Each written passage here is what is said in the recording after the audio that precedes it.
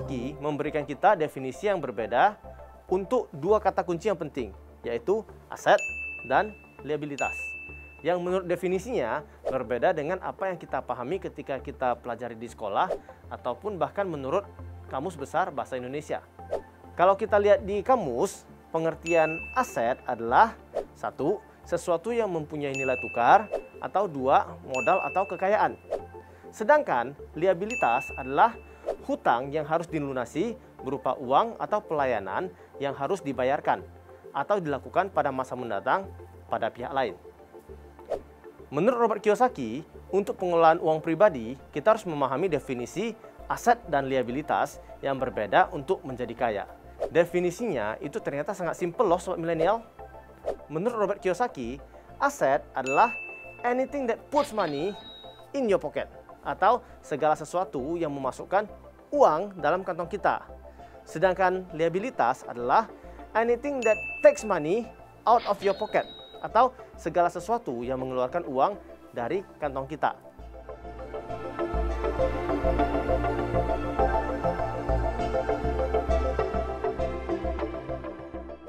Kenapa perbedaan definisi ini penting? Karena orang yang kaya adalah pengumpul aset. Sedangkan orang yang tidak kaya adalah pengumpul liabilitas yang ironisnya seringkali mengira liabilitas tersebut adalah aset. Jika kita melihat kamus, rumah yang kita tinggali dan mobil yang kita pakai adalah aset kita. Ini betul ya secara akuntansi.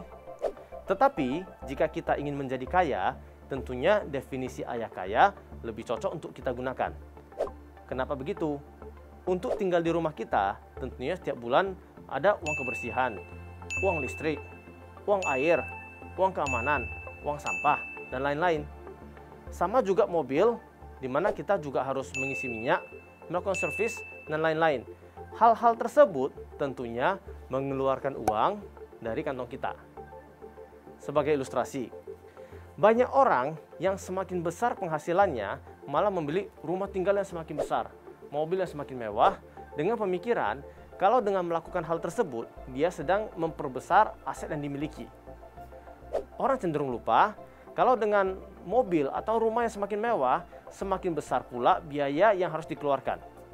Hal ini menyebabkan orang tersebut berada pada rat race cycle, yaitu kerja, dapat gaji, bayar kebutuhan pokok, bayar cicilan, tidak bisa nabung, tambah utang atau cicilan, kerja lagi, dan berulang sampai seterusnya. Inilah yang dimaksud oleh ayah kaya, di mana orang yang tidak kaya sebenarnya adalah pengumpul liabilitas yang dikiranya adalah aset.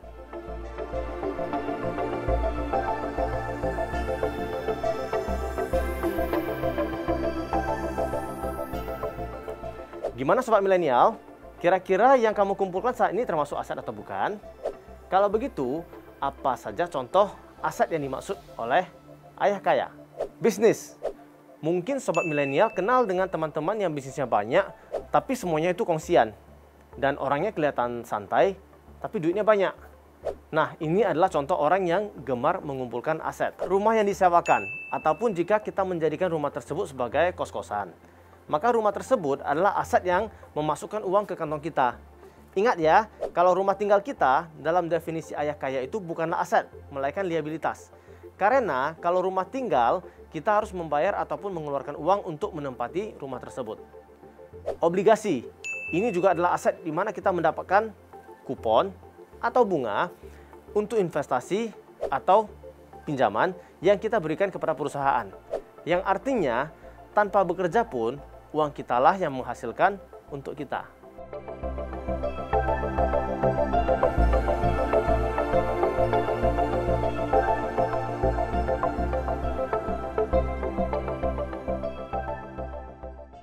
Jadi masih banyak lagi contoh dari aset.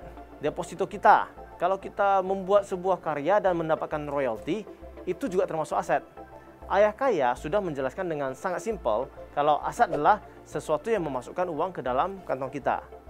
Maka dari itu, orang yang kaya itu tidak bekerja untuk uang, tetapi mereka bekerja supaya bisa membeli aset yang kemudiannya dari aset-aset itulah mereka menjadi kaya.